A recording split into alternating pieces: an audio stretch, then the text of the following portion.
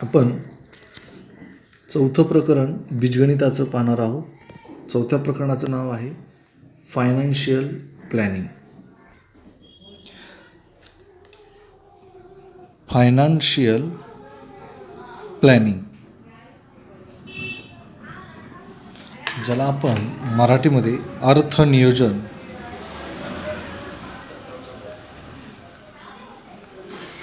असं म्हणतो.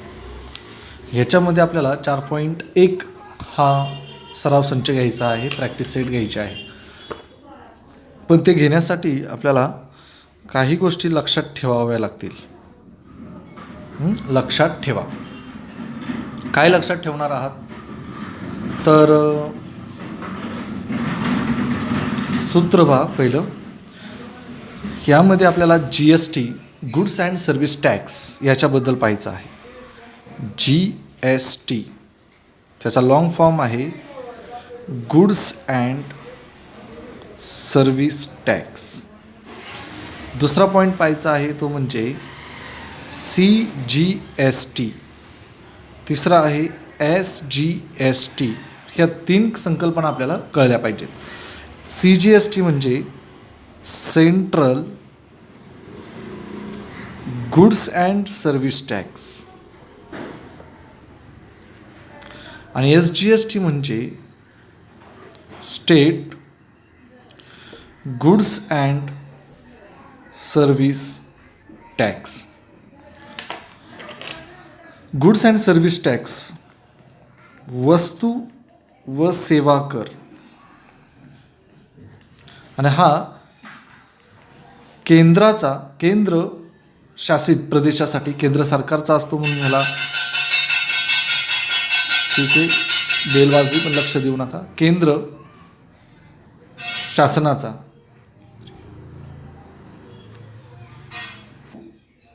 तर हा जो टॅक्स आहे गुड्स अँड सर्व्हिस टॅक्स हा केंद्र सरकारकडे जमा होतो.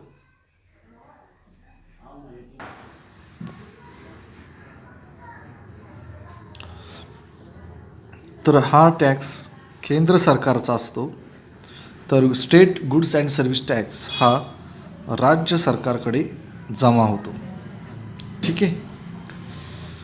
तर केंद्र सरकारचा वस्तू व सेवा कर आणि राज्य सरकारसाठी वस्तू आणि सेवा कर. तर आपल्याला एक महत्त्वाचं एक टीप लक्षात ठेवा की CGST आणि SGST हे GSTच्या निम्मे असतात. काय लिहिलं मी? CGST आणि SGST हे GSTच्या निम्मे असतात. म्हणजे काय? समजा GST 18% तर CGST आणि SGST किती असणार? 9%. 9%. उदाहरणार्थ फॉर एक्झाम्पल आपण घेऊयात. समजा GST 18% आहे. किती टक्के आहे? 18% आहे. तर मग CGST आणि SGST किती? तर 18च्या निम्मे किती असणार? 9%. 9% राहील लक्षात.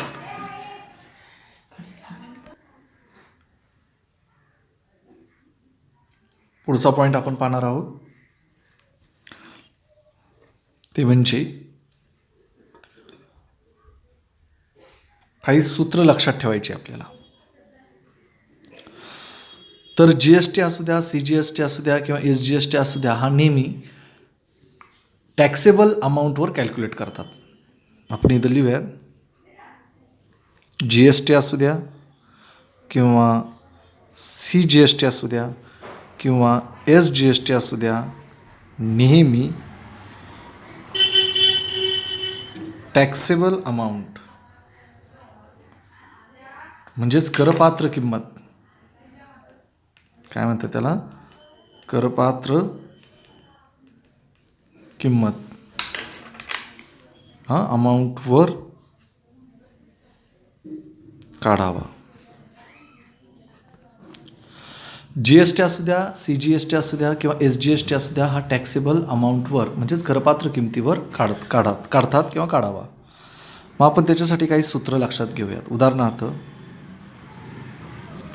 GSTची रक्कम,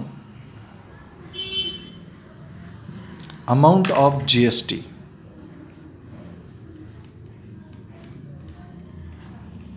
अमाऊंट ऑफ GST कॅल्क्युलेट करायची असेल तर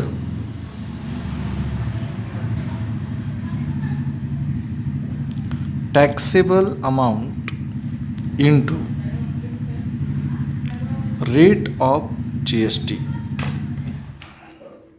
टॅक्सेबल अमाऊंट म्हणजे करपात्र किंमत गुणिले GSTचा दर, जो काय दिला असेल 9%, 18%, 12%, तो. ही झाली GSTची रक्कम. मग सांगा CGSTची रक्कम, त्याचं सूत्र काय? टॅक्सेबल अमाऊंट गुणिले रेट ऑफ CGST. SGST असेल तर इथं SGST, CGST असेल CGST, GST असेल GST. समजते? ठीक आहे. अजून एक लक्षात ठेवण्यासारखी गोष्ट आहे ती म्हणजे GST म्हणजे काय रे? GST बरोबर SGST प्लस CGST, हेही सूत्र आहे, लक्षात ठेवायचे. GST म्हणजे काय? ह्या दोघांची बेरीज म्हणजे GST. त्यानंतर अमाऊंट पेड बाय कस्टमर,